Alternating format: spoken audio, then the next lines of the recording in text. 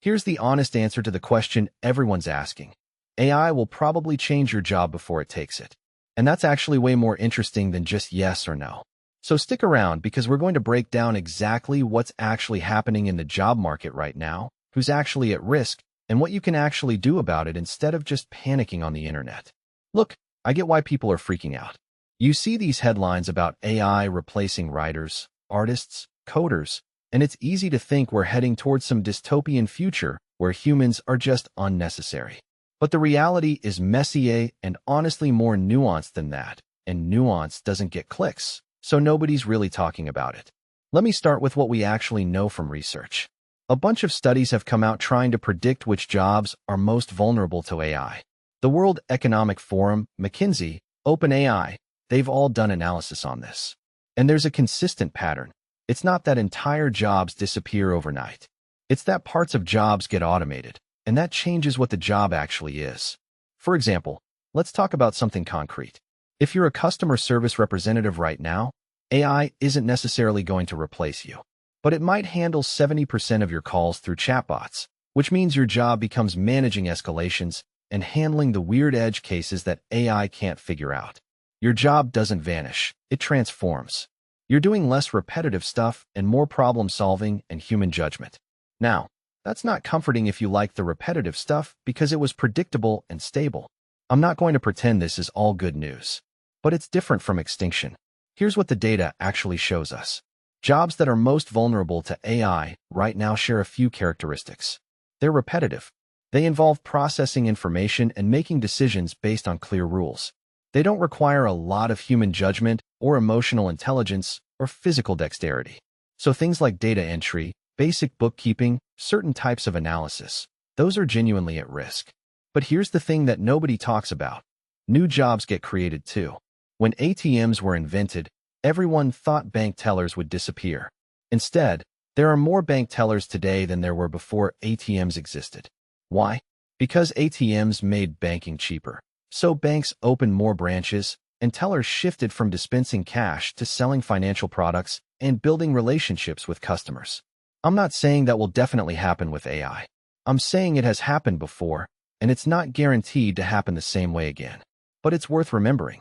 Let's talk about the jobs that are actually least vulnerable. Anything that requires hands-on work in unpredictable environments. Plumbing, carpentry, nursing, physical therapy. These jobs have been about to be automated for decades, and they're still very much human-driven because the real world is messy and every situation is different.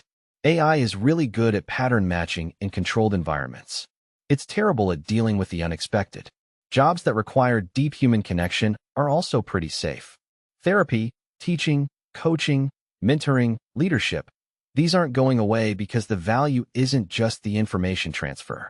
It's the relationship and the human judgment and the ability to read a room and adjust based on emotional cues.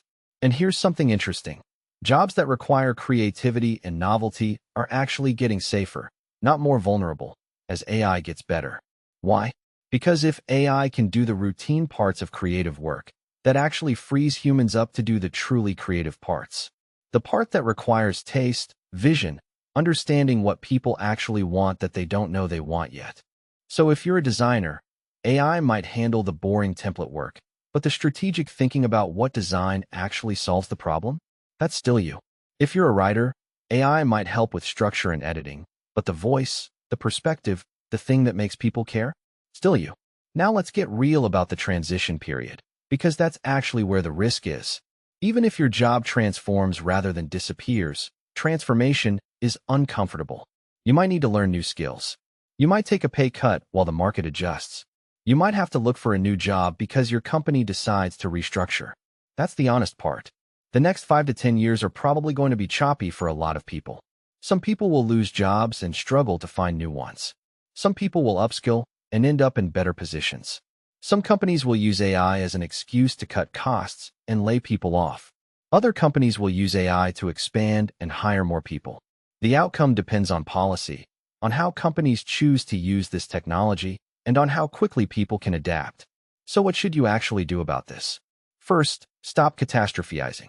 The world doesn't end because your job changes. Second, get curious about your own job. What parts of what you do are routine and rule-based? Those are the parts most likely to be affected by AI. What parts require judgment and creativity and human connection? Those are your moat. Third, if you're early in your career, think about developing skills that are complementary to AI rather than competitive with it. Learn to work with these tools. Understand what they can and can't do. The people who thrive in the next decade aren't going to be the ones who reject AI or the ones who blindly trust it. They're going to be the ones who know how to use it as a tool to amplify their own capabilities.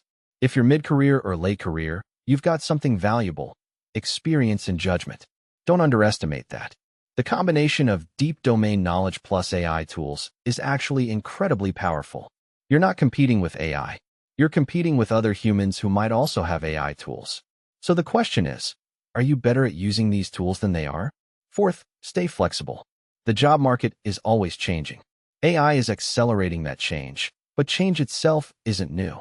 The people who survive and thrive in changing job markets are the ones who can learn, who can adapt, who don't get too attached to doing exactly what they've always done. And finally, remember that technology is a tool. It doesn't have agency. It doesn't have goals. The question isn't really, will AI take your job? The question is, will humans use AI in ways that are good for people or bad for people? And that depends on choices that haven't been made yet. It depends on regulation. It depends on how companies decide to structure their organizations. It depends on you, actually, because you're part of the labor market, and you have choices about what work you'll accept and what you won't. So here's the real honest answer. AI will probably change your job. Some jobs will disappear. Some new jobs will be created. The transition will be bumpy for a lot of people. But we're not heading toward a world where AI just makes humans unnecessary. We're heading toward a world where human work looks different, and that's actually happened many times before. The difference this time is that the change is happening faster, which means you need to pay attention and stay adaptable. But that's not a reason to panic. It's a reason to stay curious and keep learning. If you want to understand more about how AI actually works and what it can and can't do, that's going to help you navigate all this way better than just absorbing whatever panic narrative is trending on social media. So subscribe to the channel, because we're breaking down AI in ways that actually help you understand this stuff instead of just freaking out about it.